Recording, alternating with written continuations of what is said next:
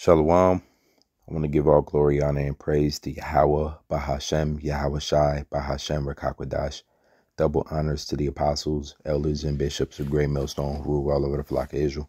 Shalom and salutations to you, Akim, out here pushing the words of truth and sincerity. Shalom to all the elect Akim, Aqua, scattered Israelites and Israelite foreigners. I brought this video is edifying. My name is Rapat Amath. All right, and so I'm reading this part that says Yahweh pleasing sacrifices. All right. And first and foremost, a sacrifice in a positive sense of the word in which is written is basically giving up something with value for a greater good and a greater purpose. All right. And so what we're doing is sacrificing sleep. We're sacrificing time, energy, money. We're sacrificing dreams, sacrificing goals, aspirations for Yahweh Bashem Yahushua. That's some of our own, things that we could think of off the back. But this specifically is what pleases Yahweh Bashem Yahushua, our power. All right. And so when you drop down to verse 13, you'll see it highlighted here. And it says, obey them that have rule over you. So right off the cuff, we got a word that's, scares a lot of people right now. The word obey. And those that have rule over you. A lot of people think that nobody rules over them. All right. You're by yourself. You're a lone wolf. In that case, you're on your own. But in this truth, when you come back to a fold, all right, when you come back to the flock, you'll recognize that there's order and hierarchy and things of that nature. You have men ruling over you, which you're supposed to obey. We'll get into that later. It says, and submit yourselves. So now there's a form of submission, another word that people run from. It says, for they watch for your souls, as they must give account. So these are a few words that I'm highlighting because we're going to go back and read up on these words. It says that they may do it with joy and not with grief, for that is unprofitable for you. So the whole idea of this, what the Lord has us doing as a Yahweh pleasing sacrifice that's pleasing to our power, is that we have to have obedience. So let's jump right into the word obedience or obey. It goes into the word here in the Greek. It's pronounced pitho. And as you scroll all the way down, it says here in part B, to listen to, obey, yield to, comply with. All right. So it's not dealing with persuasion, but it's dealing with to listen to, obey, yield to, and comply with. All right. So what do these words mean? All right. I already have them pulled up. Let's get into it. First, it says to listen to. Right. So I got the Cambridge dictionary this time. Cambridge. It says here, hearing is an event. It is something which happens to us as a natural process. Listening is an action. It is something we do consciously. All right. So that's the difference between hearing and listening. Something, it's an action. All right. So that's where you hear that word active listener. All right. You're doing a consciously, meaning you're putting forth an effort to make sure that what you are hearing, you're listening to. What else was a definition for that word? Obey. The word obey here. It's a lot up here. Okay. I'm trying to get this down. I'll just read it from here. To act according to what you have been asked or ordered to do by someone in authority, or behave according to a rule, law, or instruction. All right. So in this truth, you have a lot of instructions. All right. You're given orders. Okay. So you have to obey. All right. When authority asks you to do something. All right. And we're going to prove to you that it's all for your benefit. Let's keep going. This word is yield to, because these are all definitions for the word obey. In the Greek, pito, you can see here to listen to. Salakia, bear with me. To listen to obey, yield to, and comply with. We're getting those words right now. All right, bear with me. To yield to, let's check that word out. To agree to do something that you do not want to do or should not do. And in the sense of should not do, that's in the worst sense of the word, because, obviously you're not told to do anything you should not do. You're told to do certain things you may not want to do, but you have to yield, meaning you have to agree to that. Okay. And lastly, we have here the word comply. Comply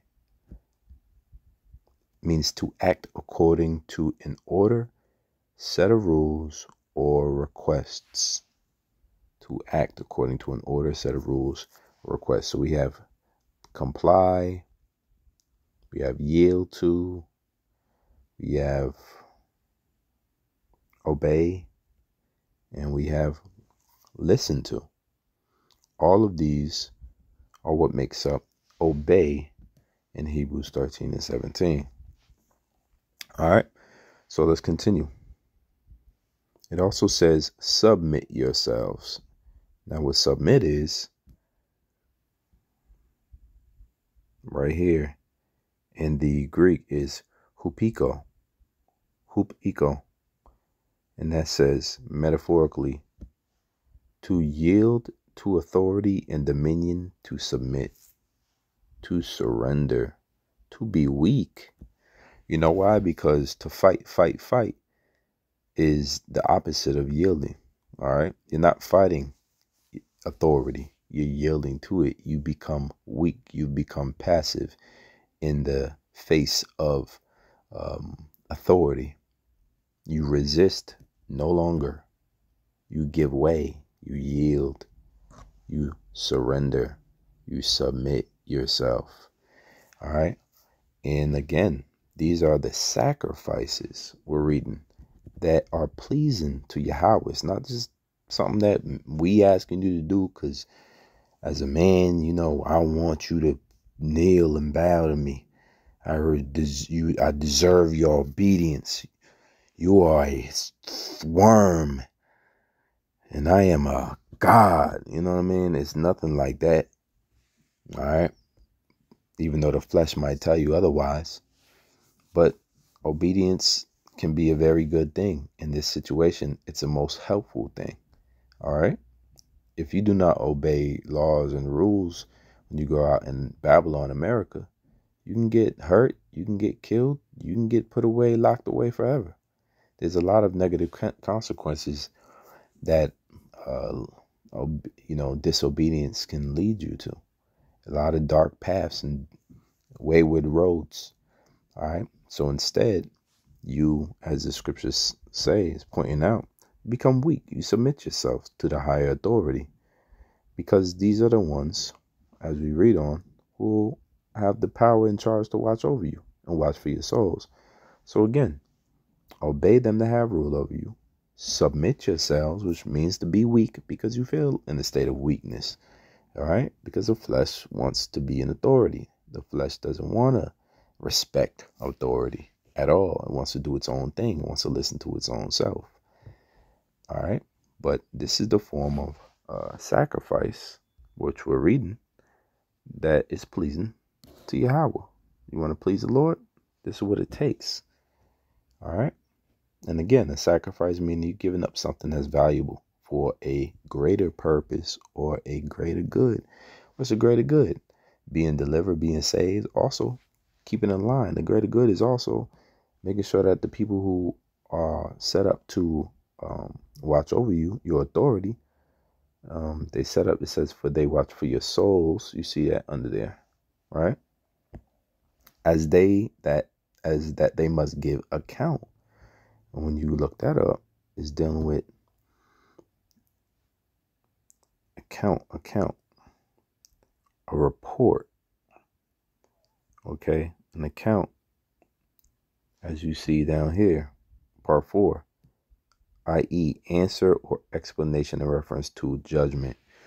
So they got to get an answer for why certain judgments was passed down. Okay, to give or render an account. All right, so they have to give reason based upon your actions. So that's what it's all about. You know, you want somebody to have a good account of you, right? The scriptures talk about a good name is better than fine ointment. You want to be able to build a good name amongst those that have authority over you. And the only way to do that is through submission, right? Because they have authority. If they give you no order, you got to obey. If they, if a man requests something of you, you should yield to it, all right? If you're being rebuked or chastised, you should shut up about it and listen, right? Part of obey, we read obedience, part of that word, pitho, is actually to listen, right? As you see here, part B, to listen to. All right, so it begins with active listening.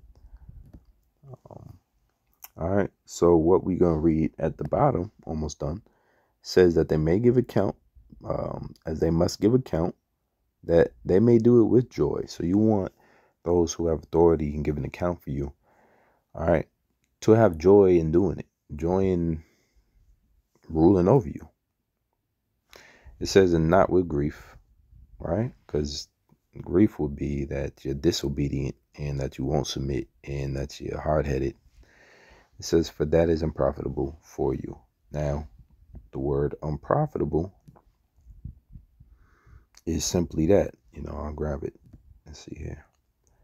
Unprofitable is simply something that doesn't profit. All right, let's grab it. Because all of this obedience and the submission is listening to your authorities and obeying your authorities and doing what they ask. It's not only pleasing to the Lord that you do this, but it's profitable for you. And unprofitable if you don't do it. Unprofitable means hurtful and pernicious. It says down here, gainless. So there's no gain to it. It says hurtful. All right. So you want things that profit you, things that benefit you, things that gain you. Well, that comes along with obedience, man. That's basically it. Now, this is the book of Acts 5:22. It says, but when the officers came and found them, Salaki, let me go down. Gamaliel's counsel, Acts 5:33. That's what I'm looking for. But I'm going to go down to, Acts 5:33. Gamaliel's counsel. It says, when they heard that, they were cut to the heart and took counsel to slay them. Then stood there up one in the council, a Pharisee named Gamaliel, a doctor of the law, had in reputation among all the people, and commanded to put the apostles forth a little space, and said unto them, ye men of Israel, take heed to yourselves that ye intend to do as touching these men. What ye intend to do as touching these men is the point. For before these days rose up Theudas. All right, let's remember Theudas, boasting himself to be somebody. Sounds like a lot of people we know. Says, to whom a number of men, about 400, joined themselves, who were slain, and all as many as obeyed him, remember that obedience, were scattered and brought to naught. So it ain't that we just sitting here saying obey anybody who says they're Hebrew Israelite. That's wrong. Anybody who says they got the word of the Lord, that's wrong. Obey nah, man. The Lord set up specific men to do this, and he set up even more false prophets to betray or to lead away and to scatter those who are not fit for salvation. You see, the Lord set up stumbling blocks, meaning places for men to fall, to get tripped up. And so if you're not obeying the right people, there is no benefit at all. That's how scary this thing is. That's how fearful the Lord is. He can have you following a blind man. It goes on, and brought to naught. So that counsel, of that story of Theudas, is something that Gamaliel used to articulate that, hey, look, you don't got to do anything to Peter. You don't have to kill those, except kill them, except, remember this story. Remember the story of Theudas. It says, and after this rose up Judas of Galilee in the days of taxing, and drew away much people after him. He also perished, and all, even as many obeyed him, were dispersed. So the idea is, if you got to obey the right people, you got to obey the right judges, the right prophets, the right priests, the right members of the Lord's body, members of the elect. All right. And that here at Great Millstone, we follow after the prophets of Great Millstone. All right. And this is where we are able to rend the scriptures and diligently break down these scriptures so well, going into any linear and words and prophecy, of course, MOTB, the perfect judgments and the will of the Heavenly Father is brought out through the elders of Great Millstone, starting with the Apostle Tahar on down. 1 Samuel 15-23, for rebellion is as the sin of witchcraft. So obviously, in order to really get this right, you have to sacrifice. All right, you just read that the word submit means to yield. It means to be weak. Essentially, it means to forfeit. So you do have a selflessness. All right, you put other men's, you give men authority. You have to give that authority, or else you'll be a rebellious man. For rebellion is as the sin of witchcraft, stubbornness is as iniquity and idolatry, because thou hast rejected the word of the Lord. He hath also rejected thee from being king. So we learn about rebelliousness through watching the story of Saul. This is Philippians 2:3. Let nothing be done through strife and vainglory. So this also allows us to understand selflessness, putting others' needs before our own. Right? But in lowliness of mind, let each esteem other better than themselves. So it's not a foreign idea, all right, to put somebody else's needs before yours, to put somebody else's order before yours. That's the idea of submission and obedience to those that have rule over you. It goes on, look not every man on his own things, but every man also on the things of others. Let this mind be in you, which was also in Yahushua. So we are putting on the mind of Yahushua in doing these things. That scripture is Colossians 3:12. Put on therefore as the elect of Yahweh, not as niggas, not as, boys in the hood, not as whatever you want to do in life. It says, put on therefore as the elect of Yahweh. So there's an election. There's a chosen. It says holy and beloved. All right. And then goes on. Bowels of mercy, kindness, humbleness of mind, meekness, long suffering, forbearing one another, and forgiving one another. All right. So what is all of this talking about? This kindness and compassion we're supposed to be exhibiting. Right? That's that selflessness, man. Doing things, having charity for each other, and not expecting anything in return. That's selflessness. But when you're selfish, you don't do things like that. When you're hateful towards your brother, you don't do things like that. You don't show love, support for the Aki and for the body. And whatever you do unto the body, you actually doing it unto Yahushua, who we represent. All right. So it makes a big difference. So you got to continue to walk this walk. Right. And you got to have a dedication about it. It says, if any man have a quarrel against any, even as Yahushua forgave you, so also do ye. And above all these things, put on charity. Charity, which is a bond of perfectness. So yeah, selflessness, man. All right. You got to be able to sacrifice when it, in part ways with something as valuable as your own money. If it means that it's going to help a brother out, which it always does, if it means you can support a brother, you do that because you committed to a cause that's larger than yourself. And your goal, the goal of this cause, just don't benefit you, it benefit the Akim, the body as a whole. It's a body. You are a part of the body. All right. So you use your time, you sacrifice, you use your energy, you use your talents. The scripture says, don't be as a man that hid his talents. Right? Because you're constantly trying to make that positive impact. And it goes beyond your own self. So I brought this out. This video was edifying. Till next time, Shalom.